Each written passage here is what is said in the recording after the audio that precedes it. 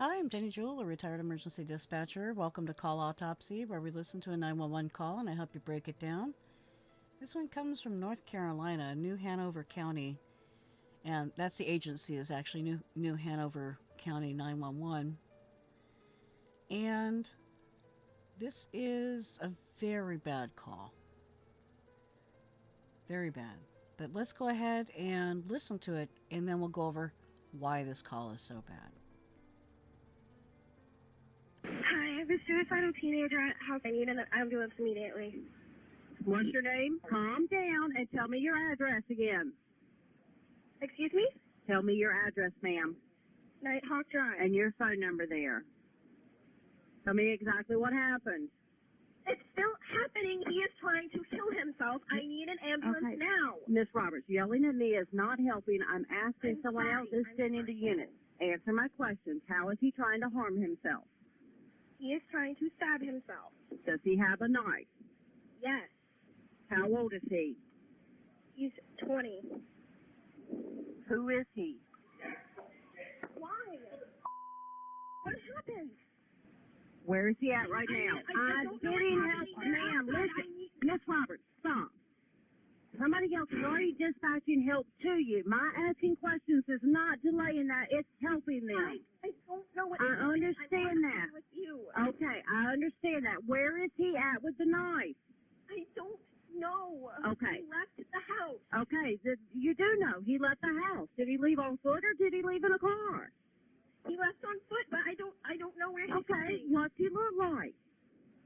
He's African American. He's not very tall, about 5'7". He has kind of like it's not an afro, but it's short. I think he's Short stabbed my afro? dad. Okay, I you- think he stabbed ma'am. my dad. Ma'am, calm down for me. You're not helping anybody by being out of control. Where is your father? Miss Roberts. Miss Roberts. We need CPR. We need help. Okay, I get it. Ma'am, stop. Calm down. Ma'am, they're on the way. Who needs CPR? Ma'am, can you hear me? I got somebody stabbed, CPR requested, and nobody's answering me. Get somebody there now. Wow. Not a whole lot for me to explain, right? Anyway, let's go ahead and break this down. There are parts that are cut out, like the address, phone number, things like that. So that's already been pre-cut out. Hi, I have a suicidal teenager at house. I need an ambulance immediately. All right, suicidal teenager. She gave the address, and I need assistance immediately. So we have, in just a few seconds, which again, there's a few seconds missing for the address here. We have a where, and we have a what? We have a suicidal teenager, right? The next thing would be who, right? Because again, we need the golden 3 in the first 30 seconds, and we're making some great time for information here. What's your name? Calm down and tell me your address again. All right, so she's getting the who, but if you start right out of the gate with yelling at them, if you're aggressive, verbally aggressive with your caller, it does not calm them down. I know that sounds like a duh, and it should be a duh, but yeah, don't have an aggressive tone or use aggressive words. Just kind of stick to the script there. Excuse me? Tell me your address, ma'am, Nighthawk Drive. and your phone number there. Tell me exactly what happened. It's All still right. happening. So technically, we have gone through the where, the what, the who. We're now in the CAD for the additional details, but the aggression has not come down, and you know that the caller on the other end is definitely not. She was originally very calm, but after being yelled at, she's getting more and more worked up, which does not help the situation here. He is trying to kill himself. I need an ambulance Okay. now. Miss Roberts, yelling at me is not helping. I'm asking I'm someone sorry. else is I'm sending sorry. the unit. Answer my questions. How is he trying to harm himself? So, yeah, you can say that. You can say that Take a nice deep breath. The units are on the way. Anything that we're doing here is not going to slow them down. I just need more information to help you. Help. Use the help.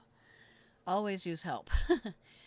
Help is your cheat code. It is your special code word is help. Help me to help you. Help me to help them. Help. He is trying to stab himself. Does he have a knife? Yes. How old is he? He's 20. Great. So we're actually going through the CAD and getting answers here, which is fantastic. Not good with the tone of voice, but she's getting the answers. And the person who called in is calm and compliant. Who is he? Why? Now we have a change of circumstance. So she's not just not answering the question. There's been a sudden change of circumstance. So with that, active listening would be good, just to see what's going on, but also, using help. What's going on at what's going on at your location? What's changed? What's going on right now? Those are ways to phrase that, and kind of get the change of the change of circumstance information, because things have changed. What happened? Where is he at right now? I I'm don't know getting what's help, happening now, ma'am. but I Listen, need- Miss Roberts. Okay, so change of circumstance where you really need to know what just happened, right? You really, really need to know what happened that's different right now that was not happening earlier, right? Instead of asking those questions or actively listening to what the person's trying to tell you, she starts yelling at them more and more aggressively and cutting them off. So instead of getting the new information, she's cutting them off because she is focused on specifically getting the information that she wants to get, which will cut out a lot of information that you really need to get for this call. Stop. Somebody else is already dispatching help to you. My asking questions is not delaying that. It's helping them. I don't know what. I understand. Don't yell the helping part. I mentioned how to phrase it. She actually did the other phrasing, which I mentioned that works. But she's yelling it at them, which defeats the purpose of saying it at all. There's been a lot of seconds. I'm up to like 45 to 48 seconds worth of wasted time in this call with her shenanigans. The call receiver, not the caller. Anyway. Understand that. With you. Okay, I understand that. Where is he at with the knife? I don't know. Okay. He left the house. Okay, you do know. He left. Okay. So now you're saying you're accusing them of being a liar by saying you do know. And so when they say I don't know, it means they currently don't have the information, right? So you can say, do you know what direction he might have left? Do you know if there's any place he would go? We want to help him because, again, he's suicidal. So right now, at this moment, before the end of the call, we have one patient, right? One patient who needs help. And it goes south. It goes really bad with what happens here. So, yeah. The house. Did he leave on foot or did he leave in a car? He left on foot, but I don't know where he's Okay, going. what's he look like? So this tone of voice, please don't ever use that. You go from high to low, not low to high. Trying to, well, you go low to high for a question. So, what direction do you think he went? Would be good. Do you know any place that he could be going to? But not, not the yelling part, people, please. He's African American. He's not very tall, about 5'7". He has kind of like it's not an afro, but it's short. I think he's actually dead. Okay, I think he's ma'am, actually dead. ma'am, calm down for me. So she's yelling at her to calm down. Is that the way to calm somebody down? Not really, no. If you're doing the mirror technique, which is like, you want them to mirror you, right? Your brain is full of mirror neurons and will likely, in many cases, like 98%, I've had some that just can't come down from where they're at. But if you keep the steady calm, they will meet you down here. They'll come down to you. If you chase the line up instead of them coming down, this kind of garbage, pardon my language, is going to happen. This is terrible, terrible call. You're not helping anybody by being out of control. Where is your father? Miss Robert. Miss Robert. We need. So, big change of circumstance, right? You can tell something is big going on. She's still yelling at the caller. She's still interrupting the caller and not actively listening. CPR. We need help. Okay, I get it, ma'am. So this is a different voice. This is a brand new voice. If she was actively listening, she would notice that this is a different person, right?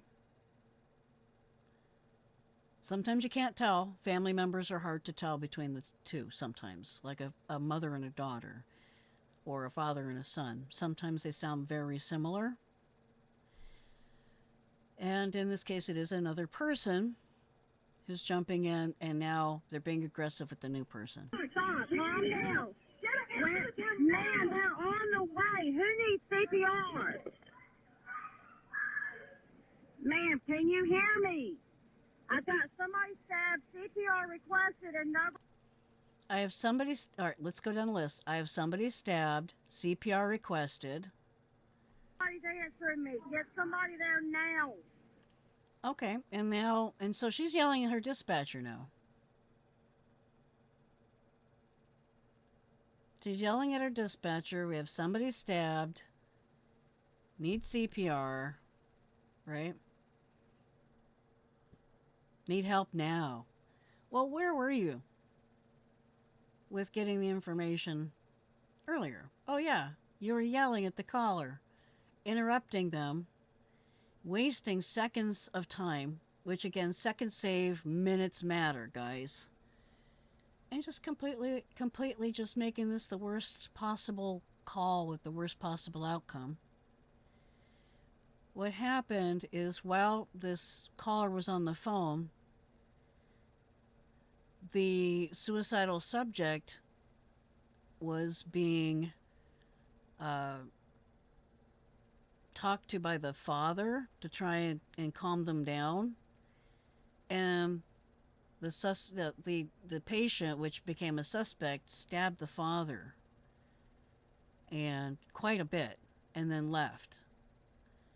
So getting the direction of travel is pretty darn important, right? Did we know that that's what happened at the time? No. Does it matter? No. If they left, you might want to, know where they might be going, what direction of travel, how are they getting there, and then going, nice, the lope, going from, be soft with them. You're still the voice of authority, and you can still be direct, but don't yell at them. Absolutely no reason to yell at your caller. In fact, if you find, and I really want you to try this technique, if you're bringing your voice to that middle nice place where you want them to be, and you stay there, pay attention to when they start to come down. What is it in your phrasing that helped, right? What brought them in? You still got to use all the phrasing in the CAD. You got to use all, of your existing training and everything you're required to say. However, this is where the skill comes in, is saying it in a way that gets control of the call and gets your people safely out there to the right place in a timely way, and preventing, or at least getting there fast enough to help prevent stuff like this from happening. Am I saying that if they got there earlier, that they could have saved the guy. I don't know. I'm not a fortune teller. But when there's a change of circumstance, be aware of what that circumstance change is, and get that in an efficient way. And the only way to really get that in an efficient way is to not rile up the person that's on the phone with you. If they come down to you as much as they can to get you that information, that's where you want them to be. But once she saw that her dad was stabbed, it was over. It was done. She wasn't capable of communicating, and that's why it was good to have the other person come in. So this other person, who we don't know who they are, was trying to help out on the call with getting people out there, because the original caller was completely losing it for obvious reasons. If I saw that, I would too. A loved one, that's been injured by another loved one and not knowing what to do about it. That's when you want to, jump in and help them. If somebody mentions CPR, there's something going on. But I was tempted to put the person's name, the call receiver's name, in here, but I don't want to give them that attention in my evaluation here.